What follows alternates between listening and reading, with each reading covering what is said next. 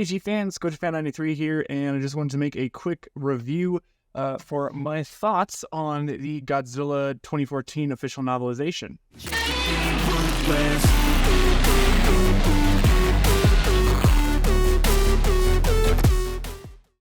So today I just got finished reading the official novelization, and I gotta say, I enjoyed the Skull Island novelization a lot, but I really enjoyed this novel.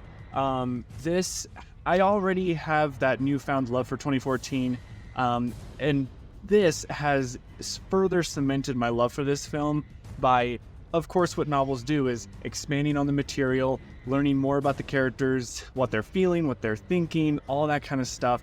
And to be honest, even this novel was made by Greg Cox, that's the author of it.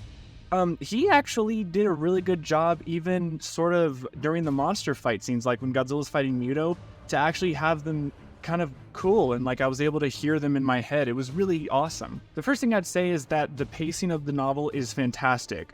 It follows really close to the movie in terms of scene by scene, and what's really nice is that, you know, when he's doing one scene, he'll go to the next one, but he'll like leave a bunch of blanks so that you know, like he'll do some paragraphs so that you know, like, okay, this is now a scene change. So it's really nice to have that. But he doesn't stay too long on a scene. He'll get out just the right amount of detail and how the characters are feeling, what they're thinking, and then give the right amount of exposition before moving on to the next scene. And really, overall, this novel is very close to the movie. There's not a lot of stuff that is either cut out or anything like, well, no, that's a lie. There are a lot of things that are cut out, but a lot of things stay true to that were in the movie are in this book too. The cool thing though that I really love about this, and I think that this one did a little bit better than the Skull Island novel, is that this book just expanded on certain scenes that I think really would have been cool to see in the movie.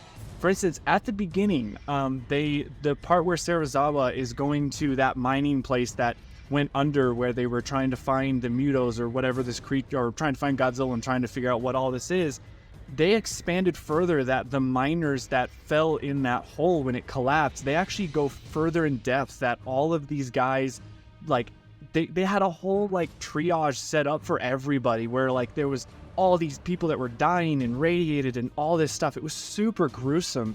And I really wish that was there. And like Dr. Serizawa was walking through and he's seeing all these people that are dying. Like, it was just really cool how that was expressed in here. And I feel like if the movie had that, it would have made it 10 times better.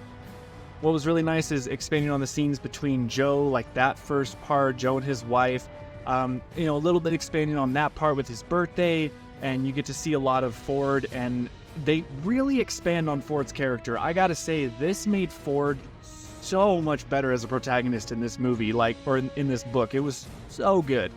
And then the whole part, I mean, my God, the whole part when the facility goes under, the Janjira facility, when that whole scene happens, when the Mutos attack it and it collapses and all of that stuff goes on.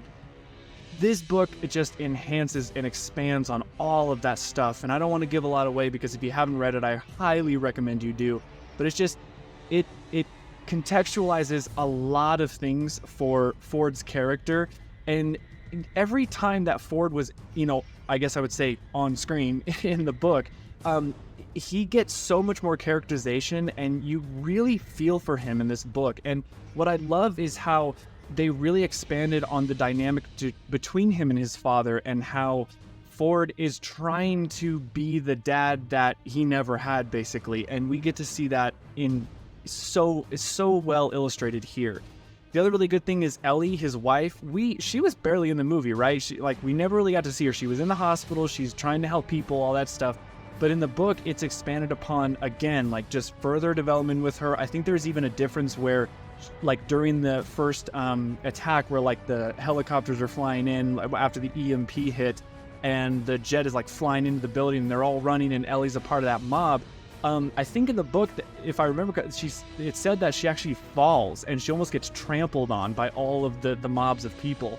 So that was really cool. And again, you don't really get to know much about Sam. I mean, Ford's son doesn't really get a lot to shine in here, but there are still some scenes that I feel, again, would have been very powerful if they were in the movie. It would have made it more effective for Ford's character. But just the whole dynamic with him and his father was so great. And again, we get to the whole military sequence. Like literally every scene is just expanded upon. Like it's you get so much more enriched out of it. And again, I wish that this was in the movies. Like it pains me that I have to go out and read a book just to really get the full picture of these movies. But hey, I am enjoying it, and it's making me enjoy the films a lot more. And actually, after since I've read this, I'm actually going to rewatch 2014 with all this background here, and so we'll see what that does. So yeah, I gotta say, this book was phenomenal. I am actually pretty excited to get to King of the Monsters next. But what I want to try with King of the Monsters is I actually want to try and read the audio, or not read, but I want to listen to the audiobook. There's actually an audiobook version of it on YouTube, and I actually want to look at that because I'm curious what that'll do. But first I want to rewatch the film, and then I gotta read the prequel comic for King of the Monsters, then get to the next novel. So, but I gotta say, guys, I recommend reading the 2014 novel, especially if you were someone who thought that the characters, like the depth of the characters, were lacking in the film. I highly recommend reading this because you will get so much out of it. Again, also Wikizilla has an article that says the differences between the novel and the movie, so I'll link that in the description below so you guys can read and see what the differences are between, because it's fascinating to read, like, the differences between the movie and the novel. So overall, though, this is fantastic. Pacing was great, descriptions were awesome, expanded material of the movie was great. I got a lot more enjoyment out of it, and it's going to make the film, I feel, even better than it already is. So highly recommend it. It's really good. Yeah, can't wait to read the next one. I never thought that I'd say that I would be enjoying reading novels, but here we are. So, all right, well, that's it. That's my review / thoughts for the Godzilla 2014 novelization. Thank you guys so much for watching, and as always, stay big, G fans.